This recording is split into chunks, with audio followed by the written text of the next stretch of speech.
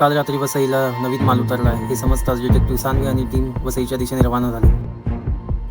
जाऊन बघतोय तर काय, चारही बाजूला मालच माल, इकडे माल तिकडे माल. घरात माल ठेवायला जागा नाही तर लोकांनी रस्त्यावर माल आणून ठेवला होता. लहान पोरांनी तर आपापला माल जमिनीतच गाडून ठेवला होता आणि ते दररोज चेक करत होते. लोक हे मोठमोठे मिक्सर घेऊन माल बनवायला वसईच्या दिशेने निघाले होते. रस्त्यावरून जात असताना मध्येच आम्हाला विदर्भाची काही लोक पाण्याचा फोटो काढताना दिसली. तर बकरी ईद जवळ आल्याने बऱ्याच बकऱ्या रस्त्यावर येऊन जिने के हे 4 दिन या गाण्यावर नाचून माज घालत होत्या. मध्येच आम्हाला आकाशाकडे जाणारी एक शिडी दिसली. ती चढून जातपर्यंत आकाश बीचवर जाऊन मातीमध्ये खेळायला लागला होता. डिटेक्टिव्ह सानवीची करडी नजर चारही बाजूला होती. दिवसभर छानबीन केल्याने थकलेल्या डिटेक्टिव्ह सानवीने रेस्ट घ्यायचं ठरवलं. या बॅगमध्ये नक्कीच माल ठेवला आहे, मला बॅगची जळती घेऊ द्या म्हणून डिटेक्टिव्ह सानवीचे प्रयत्न चालले होते. पण पॉलिटिकल प्रेशरमुळे तिला माघार घ्यावी लागली.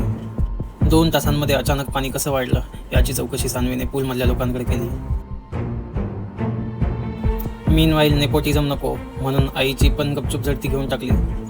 तो माल पोरांनी याच ठिकाणी गाडला असणार याची खात्री झाल्यावर डिटेक्टिव्ह सानवीने मोठा श्वास घेतला. तर यावेळीचा कट सुद्धा डिटेक्टिव्ह सानवीने उलथून पाडला म्हणून डॉन डॉगी निराश झाला.